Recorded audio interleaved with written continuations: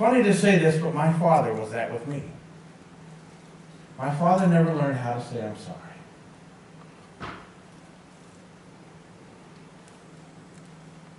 And one day he got a hold of Vicky out by herself and said, "How come Nate hasn't forgiven me?"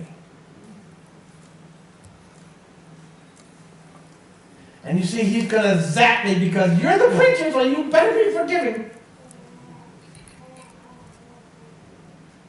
Vicky asked the most wonderful question. This is why I married this girl. This is why I voted for her to be my state representative.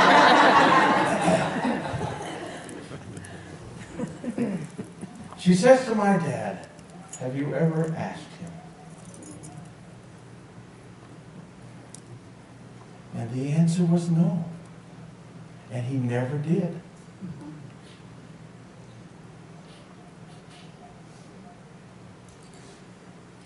What do you do with something like that? Because you know that kind of situation will eat you alive. Not that, and this is the crazy thing, it doesn't bother the one who did it. He doesn't care. The reason he hasn't asked for your forgiveness is because he doesn't care. Maybe he meant to do that. Maybe he was happy he hurt you.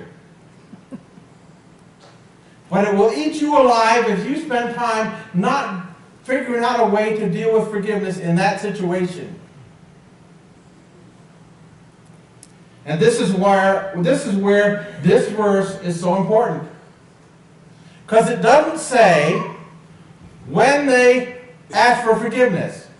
It doesn't say if they repent. It doesn't say if they're a kind person. It doesn't say if you like them. The context is love your enemies.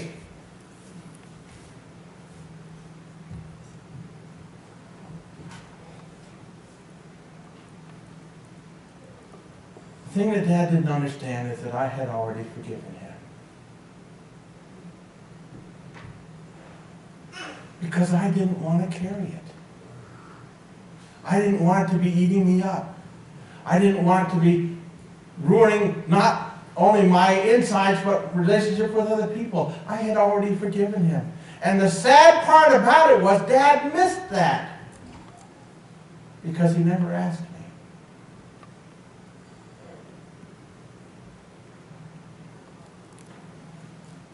When somebody offends you, maybe hurts you badly, you may have a situation like that in your heart and life right now. Jesus says, forgive them. Now that's different than sweeping it under the rug.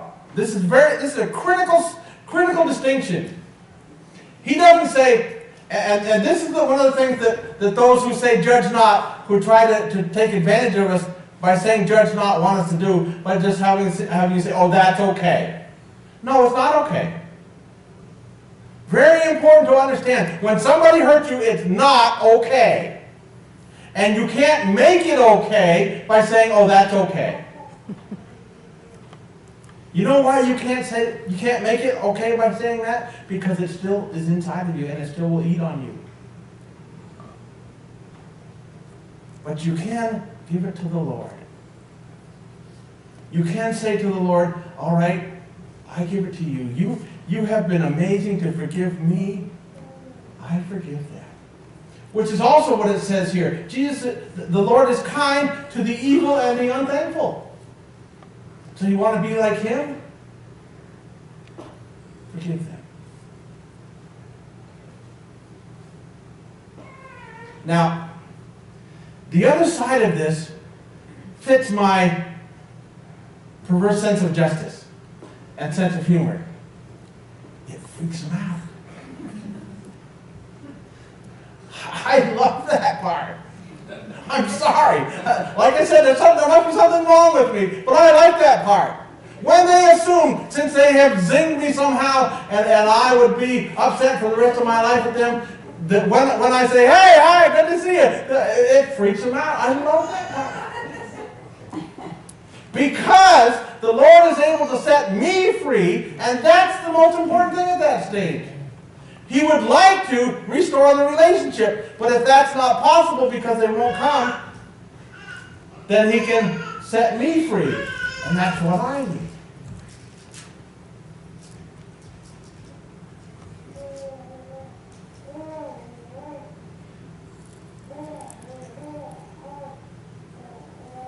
Judge righteous judgment.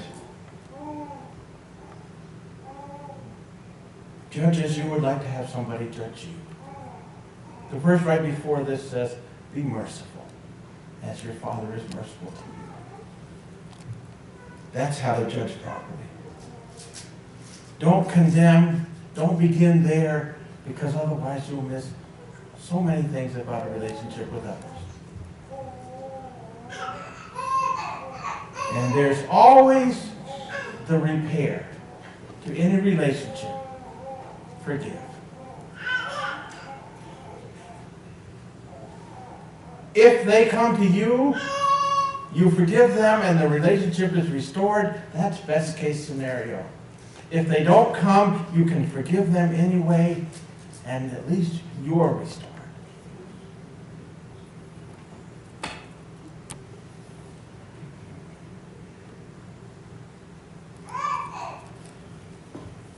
So that when it comes time,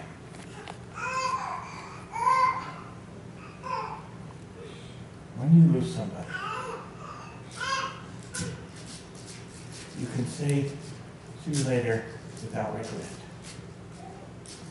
There's nothing left unsaid. There's nothing that needs to be restored. There's nothing that needs to be fixed.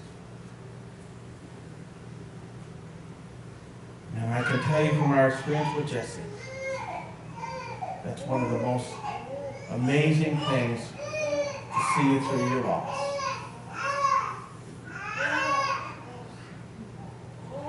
Let's pray.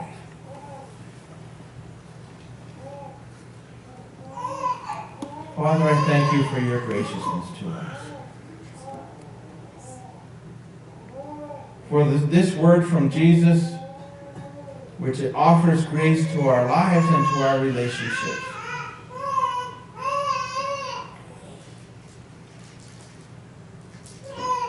Thank you for his demonstration of this in forgiving us himself as we came to him.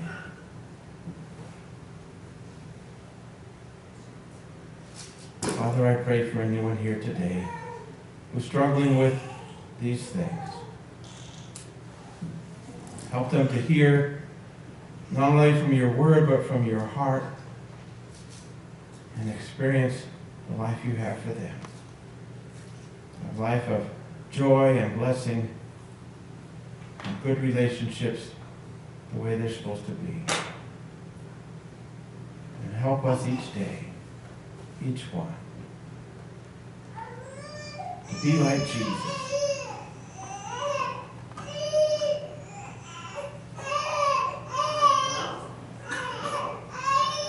Who did what was right, and did what was merciful, and did what was loving.